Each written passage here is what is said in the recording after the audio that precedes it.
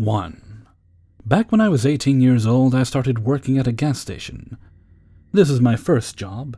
Near the end of my first shift, I was cleaning the hot dog rollers, and a man walked in. He was rough-looking, not in a bad way, but kind of like he'd been working outside all day.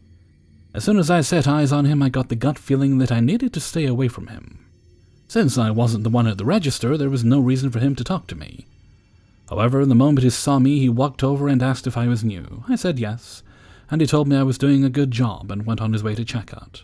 I noticed he had a Jamaican accent, which was weird to hear living in Michigan.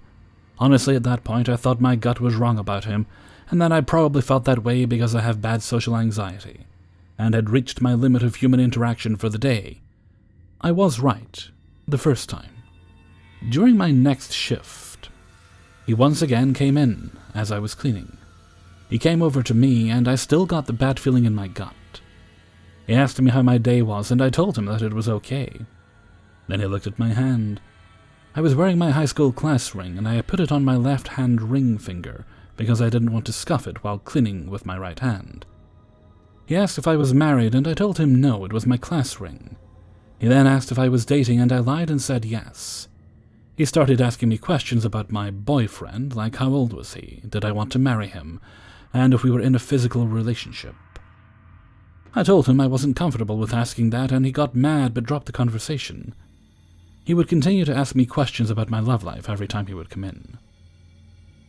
After about a month and a half after this, I noticed that he would come in every day that I was working. This was weird because the days and hours that I worked changed from week to week. I asked my co-workers if he came in when I wasn't here, and all of them said no. I also asked if any of them had told him what shifts I had been working, but again they said no. This honestly freaked me out, and I would start to have a panic attack every time that I would see his car pull in. One day he tried to give me his phone number, and I politely told him that I wasn't interested in it. He got mad and was telling me that I needed to take it. My co-worker at this point told him that he needed to leave. The next day he came in and asked me on a date, and when I declined, he told me that I was going to regret it. He asked me several more times, and each time I said no. After a while of him asking, I told him that it was never going to happen, and that I had absolutely no interest in him and never would. This only made things worse. He told me that I didn't have a choice, and that he would be here when I got off work, and that I was going to go with him. When he left, I called my father and told him what happened, and asked if Mom and he could come and pick me up at the end of my shift. He said yes. I didn't get off until midnight, and about 10 minutes before my dad walked in and told me to act like I was going to my car as normal, but he was going to be in there. A few minutes after, the guy pulled in and got out his car and was just standing there. As my shift was over, I hurriedly walked to my car. He started approaching me, and I jumped into the passenger seat and slammed the door shut. When he got to my door, my dad rolled down the window and pointed his gun at him. The man ran off, and I thought that was the end of it, since he didn't come back into my work for the next few days. However, it wasn't. About a week later, I was at the store with my mom when I got the feeling that someone was following us, and sure enough, it was him. We got out of there as fast as we could, and from then on out, my mom and I were not allowed to leave without my dad. Everywhere I would go, he would show up. Even when I went to my friend's house, who lived about half an hour from me, we caught him driving by the house several times. My mother had also caught him following her several times, which freaked her out.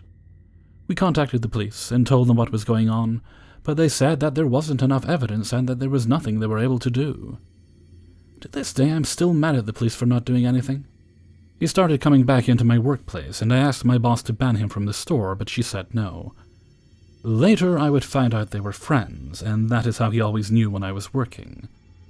I also believe that she was the one to give him my phone number, because it was around this time that I started receiving strange messages about how I looked, about my parents, and other creepy things.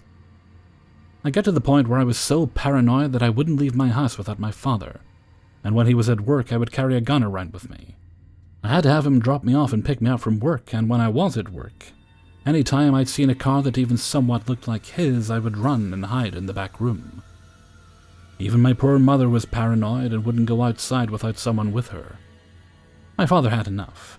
and told me to quit my job and that he would help me pay the few bills that I had.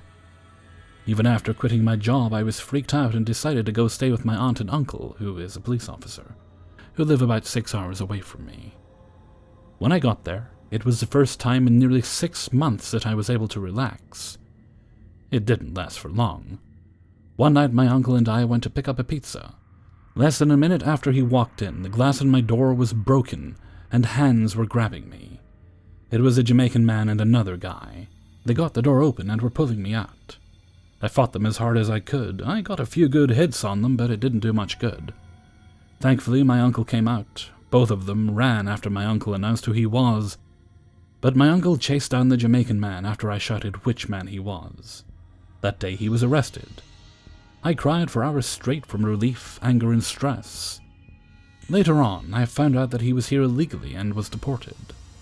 It took me about 2 years before I would go anywhere by myself. Honestly, it wasn't until I got my CPL that I was comfortable going places without someone with me. I still get panic attacks from time to time, because of seeing a car like his or if I feel like someone is watching me. So, Jamaican man, if you're listening to this, let's not meet again. I did confront my ex-manager after this, and even then she said that he was a good guy and that I was overreacting, even after he got arrested and deported. 2. A couple of years ago, I flew home to visit family. I'd been there about a week. Then we'd head to the coast for a week, then back home for another week. I totally needed this break. I just ended an on-again, off-again relationship, like seriously one day on, the next off. It took 7 months of putting up with it because you're supposed to fight for what's important to you, right?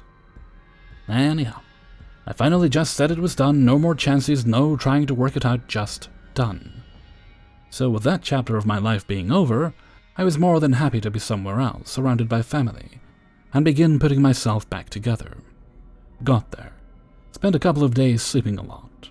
My mother's a nurse, and she was becoming concerned that there was something physically wrong with me. I just needed a couple of days in a safe place where I could let my brain work on digesting the new life I would have when I got back home. So before we left for the coast, I met up with a friend from grade school that I'd kept in contact with over the years. I thought it would just be he and I, but it really didn't faze me that another person was there. We hung out for a while, and then I needed to head home because I had to take a backwoods rural route to get home, or taking a different route that would add another 20 minutes on my trek. Being backwoods, I needed to be able to keep an eye out for deer. So I said goodbye, and told S.A. if he was ever in my neck of the woods, look me up and we'd grab a drink and hang out. I told him to grab my number from my friend, and out the door I went. About halfway home, I got this weird queasy feeling in the pit of my stomach, so I slowed way down, and sure enough, there was a deer in the middle of the road. Because I had slowed down, I could see another car out on the road. I couldn't shake the queasy feeling, so I figured it would be better to cut off and go down to the main road, because there were more places to stop. I seriously didn't want to stop in some rural farmer's driveway. I've watched way too many movies to make that mistake. So I get over to the main road and pull into a gas station and sit there for a couple minutes, trying not to get sick to my stomach. I ran into the store, grabbed some water and ginger ale, and came back out to my vehicle, still unable to shake that queasy feeling. So I started to head home from the gas station, and knew I didn't want to go straight home, so I drove around, taking this road and that road, until that weird feeling started to go away. Then I went home, read for a bit, and then went to sleep. Next day everything was fine and we headed off to the coast. Fast forward 2 weeks. Trip is over. I'm still feeling a little bit fragile over the breakup, but that's all. I figured I would begin the process of cleansing the environment of negative energies, and then work through the baggage that came from the breakup. I knew there was a lot and it would take time. So the next day I'm going about my business and everything is cool as can be, when picking through the junk left behind after a breakup. I'm really just doing mindless things to zone out and not have to think too much on the activity, since my brain was working full-time already. A little bit later in the day, my phone rings. I don't get a lot of calls, so I assumed that there might be a family emergency and that I needed to answer ASAP. The area code of the caller, who is not in my contacts, is the same as my cousin, so I answered without a second thought. On the other end was S.A., the acquaintance I met at my friend's house. It's a little weird to have him be calling me, but I'm not thinking that anything is terribly out of the ordinary. I asked him what was up, and he said he was at the airport. I still find it a little odd, but I said, "Oh, that's cool. Where are you going?" He said that he'd already landed. Again, I'm distracted and really just wanted to get him off the phone so I could go back to my mental sidestep and zone out while my brain chugged away. So I said that I hoped he had a good time wherever he was. He said that he needed me to pick him up. "What? Did you just say you needed me to pick you up?" "Yeah," he replied. "I came to visit you." Pause there for a second. I know for a fact that I didn't show any more interest in him than general courtesy. Even tossed over the shoulder, the "look me up" comment was one of those polite things to say, because you never actually plan on seeing them again. Unpause. "Why did you come to visit me?" I asked. He said he felt a deep connection and wanted to be with me. I'm starting to get angry as well as freaked out at this stage. I told him I didn't feel a connection at all and couldn't believe that he would fly across country to see someone that he spent maybe 2 hours with. He said that I invited him when I said to look him up. I said, no. That's just a polite thing to say to some random person that has made a very small impression on me. He said that he needed to find a way back home then, since I misled him. Misled him? WTF. Look me up if you're ever in my neck of the woods had led him to think that was a basis for any sort of encounter that was meaningful. He said that he needed a place to stay until he could get the money for a plane ticket back. I said there were more than enough hotels he could stay at while he got himself sorted out. He said he didn't have any money after buying the random one-way plane ticket. So at this stage, I'm flabbergasted, angry, and freaked out that someone would do that on a one-way ticket. I finally caved and said he could stay the night while he sorted his shit out, but I expected him to be gone no later than the morning of the day after tomorrow. So I bring him back to my place, throw pillows and a blanket on the couch, and turn to head to my bedroom, and he asks if he can sleep with me. I'm like, no. Actually, no fucking way is that going to happen. So I point out that I have firearms and do not attempt to come in. Next day, I have to work. So I woke him up and told him to get up and find a way home immediately. I also told him that I had to work, but would check in on his progress because the next morning I was dropping him off at departures regardless of whether he had a way back or not.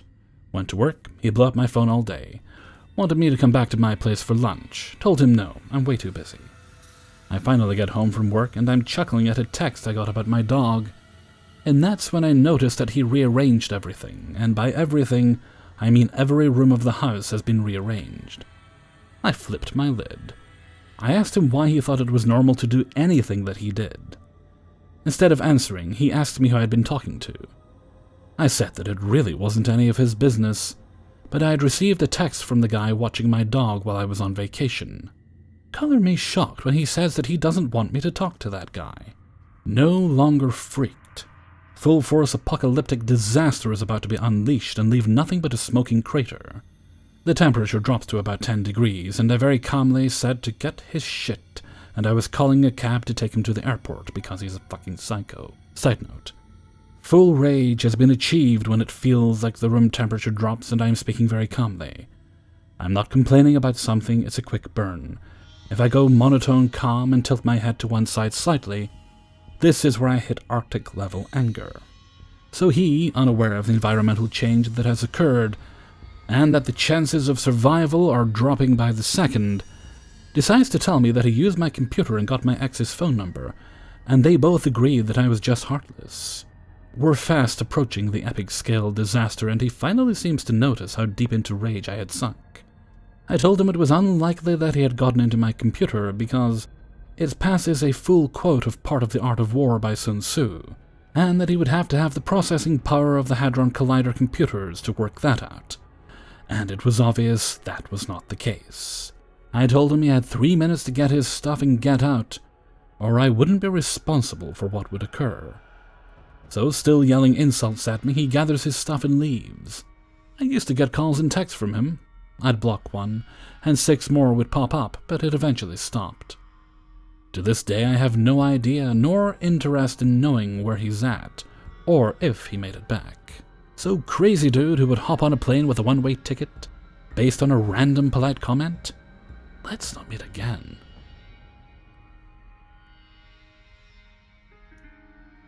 3. Let's begin. I'm a French girl. I'm 25 years old, but I was 22 when it happened. I was living with my boyfriend, ex now, in a little flat in Paris. I was in a toxic and violent relationship. Moreover, I was suffering from a disease, so I couldn't go out with friends. So I spent most of my free time on the internet.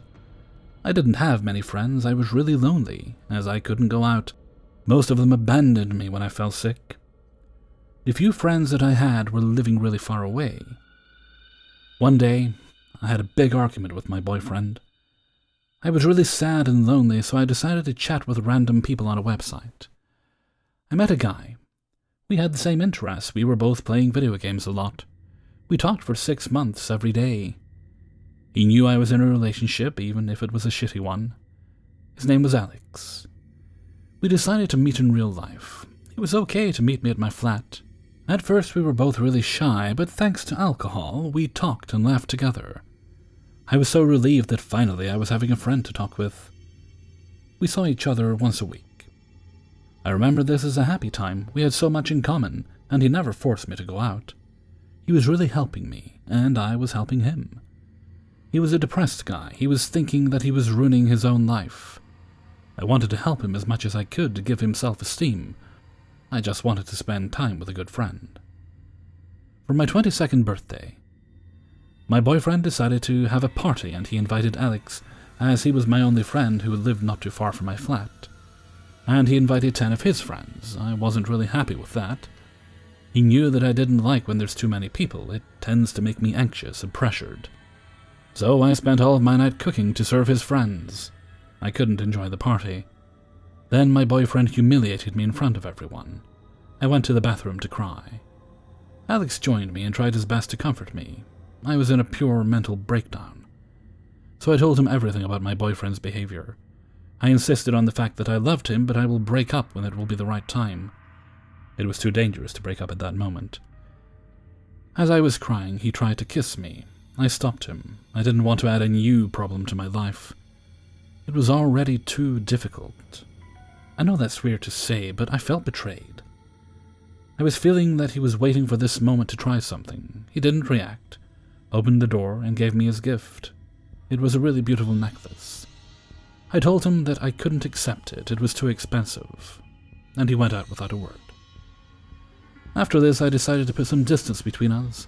I didn't want to make him suffer. It's cruel to keep him as a friend if he wants more. I explained to him that if he wanted more, it would not be with me. I didn't want to cheat on my boyfriend, but if one day he wanted to talk to a friend, that he could contact me. I didn't hear from him after this.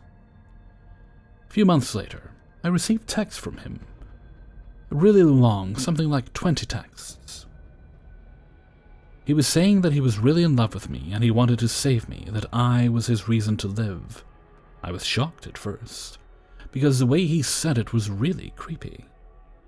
I explained to him one more time that I didn't need to be saved, that I was an adult, and even if my boyfriend was mean, I didn't want to break up. I wasn't feeling ready for this, and that I wasn't in love with him. We exchanged texts for more than 1 hour, but he didn't want to understand. Alex was insisting a lot. My phone bugged as I was receiving too many texts and phone calls. It was making me too anxious, so I decided to turn off my phone, and I went to work. At this moment, I was working in a little restaurant. I was a waitress there, and I was taking orders by phone. The phone was ringing. I picked up the phone. I heard breathing at first, then I recognized the voice. It was Alex's voice. I was feeling like I was in a horror movie. My bones froze, my whole body was shaking. I hung up almost immediately. But the phone rang again, something like 10 times until my boss picked it up. It was 7 p.m. I was supposed to finish work at midnight. At 11 p.m. I saw him. He came to my workplace and begged me to talk. I was so afraid I couldn't talk. I ran into the kitchen, explained the situation to one of my co-workers. He took my place as a waiter, and I took over from him as cook. Alex left 30 minutes later.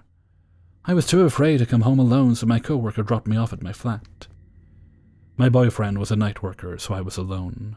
I locked my flat's door, blocked Alex's number, and I was ready to call the cops. I didn't want to talk about it to my boyfriend. I already knew that he wouldn't help me, or that he would accuse me of being too provocative. Moreover, I didn't want him to fight with Alex. Alex, to me, was just lost. He didn't deserve to be beaten by my boyfriend. The next day, I had more than 100 blocked calls. I didn't sleep at all. I was exhausted. I was trying to not give him any attention. 1 month passed. He tried to come to my workplace many times, but my boss spoke to him and called the cops. Then he never came back there. He was still harassing me, but I was ignoring it. I thought that he'll understand and finally leave me alone. I was afraid, so I tried to lodge a complaint with the police, but they refused it, as it was just a guy who's in love. One day I woke up to go to work. My boyfriend was playing online video games. He received a message. That was Alex. In this text, he was saying that he was in love with me. We had sex many times. That I was a cheater and many, many things like that. I was so shocked. I didn't understand what was happening. My brain froze. I couldn't react. But thank God my boyfriend saw my blocked call. He suspected Alex was harassing me for a long time, even if I never told him. He decided to block him too, then he went to work. My boss called me. He told me that I will begin 2 hours later today. I was alone at my flat. I didn't know how to explain it, but I felt that something would happen. My heart was racing. I felt nauseous. Then I heard my doorbell. 1 time, 2 times, 3 times, 10 times. I couldn't stand and walk. My whole body was freezing. I felt tears on my face, but I couldn't react. I felt like all of this was a nightmare. I waited the most silently as possible. And he was stalking me for a long time. He knew that I was supposed to work at this time. I thought that he wanted to see my boyfriend to manipulate him. As he wanted me to be single, that was the best way. Doorbell again. I was supposed to go out to work. It took all my courage, and I went out. It was him. He was crying. In this moment, I wasn't afraid anymore. I was so angry. I began to shout at him. He was trying to explain to me that he was so in love with me. He would die if I didn't give him a chance. He said that he talked to my boyfriend, so, like this, he'll finally save me. And that even if I don't want to be with him, my boyfriend would kill him so that he wouldn't suffer anymore. Moreover, he admitted that he hacked my Facebook and Instagram account. So he knew that I wasn't hating him. I talked about the situation to my best friend. I said to her that Alex was just unstable but not mean. That I was more sad than angry about his behavior and stupid stuff like that. Stupid me. I decided to run out. But he followed me. He grabbed my arms as I tried to escape by the stairs. I hit him. I begged him to let me go. I cried like never in my whole life. I was terrorized, angry. I just wanted to escape and run as far as possible. He pushed me against the door and said this: "If you refuse to have a conversation with me, I'll go to your boyfriend's workplace. I will talk to him. Then he will hate you as much as I love you. Maybe he will kill me, but that doesn't matter." I was trapped. I couldn't escape. I didn't want to call the cops, as they hadn't helped at first. I decided to accept to have a conversation with him outside after my work.